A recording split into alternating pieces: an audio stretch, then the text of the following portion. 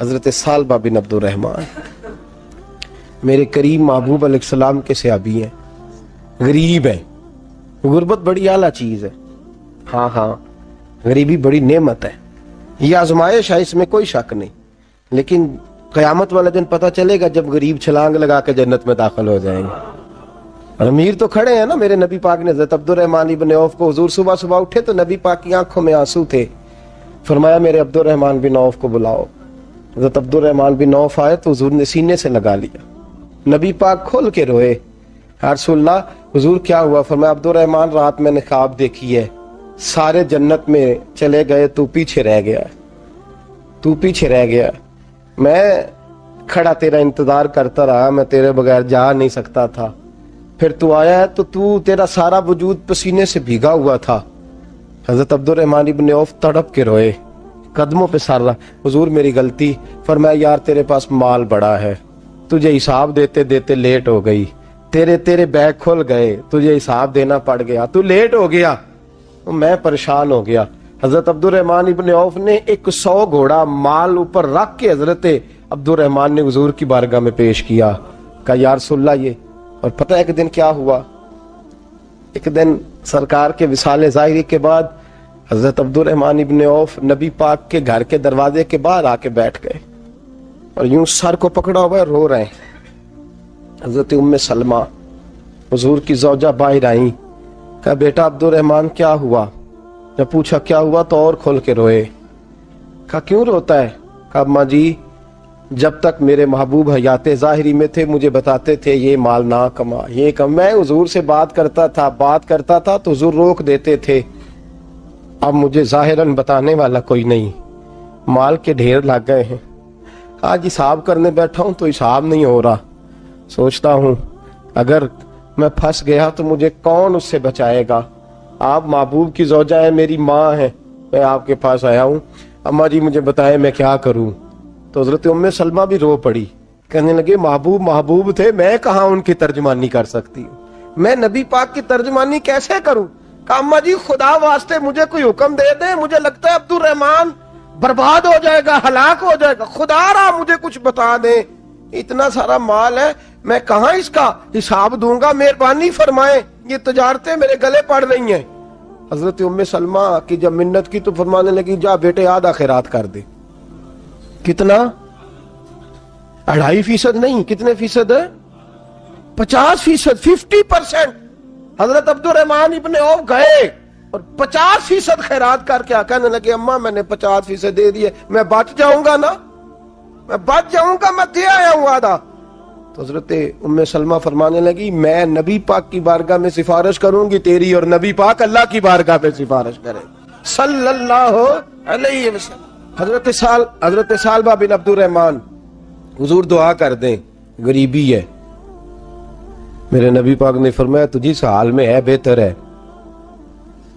کرتے ہیں حضور نہیں دعا کر دیں، فرمایا تجھی اس حال میں ہے، تیسری دفعہ پھر آ گئے، حضور نے دعا کر دی، 4 بکریاں تھیں، چند مہینے گزرے، کچھ تجارت شروع کی، چھوٹے موٹا لین دین شروع کیا تو 40 ہو گئیں، کچھ وقت اور گزرا تو ریوڑ بن گیا، پھر گائیں بھی آ گئیں، پھر اونٹ بھی آ گئے، پھر لائنیں لگ گئی، پھر ہر وقت حضور کے قریب بیٹھنے کو دل کرتا تھا، اب لین دین کے معاملات تھے، اب ذرا طبیعت تھوڑی پیچھے ہٹنے لگی، تھوڑا دل پیچھے ہٹنے لگا، پہلے 5 نمازیں مسجد میں، پھر زور اثر کی چھٹی، میری طرف دیکھو اور دیکھو میں کیا عرض کر رہا ہوں، پھر زور اثر گئی، پھر کچھ وقت گزرا تو مغرب بھی گئی، پھر اتنی بڑی حویلی کوئی نہیں، پھر باہر جا کے مدینے سے ڈیرا لگا لیا، جمعے کے جمعے آتے، زکوٰۃ کا حکم آ گیا 2 ہجری میں، حضرت ابو ہریرہ رضی اللہ تعالیٰ عنہ امیر زکوٰۃ مقرر ہوئے، 5 اونٹوں پر 1 بکری، یہ زکوٰۃ ٹھہری۔ اب جب گئے نا اونٹ گنے اور بکریاں گننے لگے، اوہو 1 کروڑ پہ 2.5 لاکھ، کس نے دیا تھا؟ دعا کس نے فرمائی؟ اوہو اتنا، میرے پیسے بینک سے میسج آ جائے گا اتنے کم ہو گئے، اوہو بڑی مصیبت بنے گی، مجھے تو خوشی ہوتی ہے جب آتے ہیں تو یہ اب یہ والا میسج بھی چلے گا کہ اتنے مائنس ہو گئے، توبہ توبہ، پریشانی لگ گئی، بڑی طبیعت، انکار نہیں کیا، کہنے لگے حضور سے جا کے عرض کرنا میں خود آؤں گا، اور جہاں محبوبیت ہو وہاں اتنے لفظ بھی بے ادبی ہیں، وہاں ٹھہر جاؤ، سوچتا ہوں، سمجھتا ہوں، غور کرتا ہوں، یہ جملے بھی وہاں توہین ہوتے ہیں۔ محبوب ہو اور وہاں انسان سوچ سمجھ کی بات کرے، وہاں انسان، بابا بلے شاہ صاحب نے کہا عقل آخ دی چگے نو سام کے رکھ، عشق آخ دے بال کے سیکنا چاہیے ہے۔ کہا جا کے کہنا میں آؤں گا۔ سب کی زکوٰۃ لے آئے، در رسول پہ آئے، حضور نے فرمایا پہلے سال با کی بات بتاؤ، پتا تھا نا پہلے سال با۔ حضور اس نے کہا تھا میں آؤں گا۔ حضرت ابو ہریرہ کہتے ہیں نبی پاک نے ٹھنڈی آہ بھری، آہ ٹھنڈی، فرمایا ہلاک ہو گیا۔ اس کو کہا تھا نہ اس چکر میں پڑ، ہلاک ہو گیا، ہلاک۔ حضرت ابو ہریرہ فرماتے ہیں دو باریک باریک آنسوؤں کے قطرے بھی میں نے محبوب کی آنکھوں میں دیکھے۔ اپنا ہے نا تو دکھ ہوا، یار میرا اپنا تھا، ہلاک ہی ہو گیا ہے، کدھر چلا گیا ہے۔ ان کو بھی بعد میں خیال آیا، او ہو میں تو غریب تھا، یہ آیا کدھر سے تھا، میں تو غلامی رسول میں آتا گیا تو رب میری عزتیں بڑھاتا گیا، یہ میں کس چکر میں پڑ گیا۔ آئے لائنیں بکریوں کی لائے، حاضر کی، حضور وہ میں نے کہا تھا حضرت ابو ہریرہ سے میں خود آؤں گا، حضور میں خود لایا ہوں۔ فرمایا محبوب نے مجھے تو نہ بتا، میں تو سمجھتا ہوں، میں نے کہا تھا تو میں آ گیا ہوں۔ فرمایا چل اٹھا، دوڑ جا، لے جا۔ حضرت ابو ہریرہ فرماتے ہیں انکار محبوب نے سالبہ کو کیا، لیکن آنسو ابو بکر صدیق کے بھی نکل گئے۔ فرماتے ہیں درد عثمان غنی کو بھی ہونے لگا، تڑپ مولا علی بھی گئے۔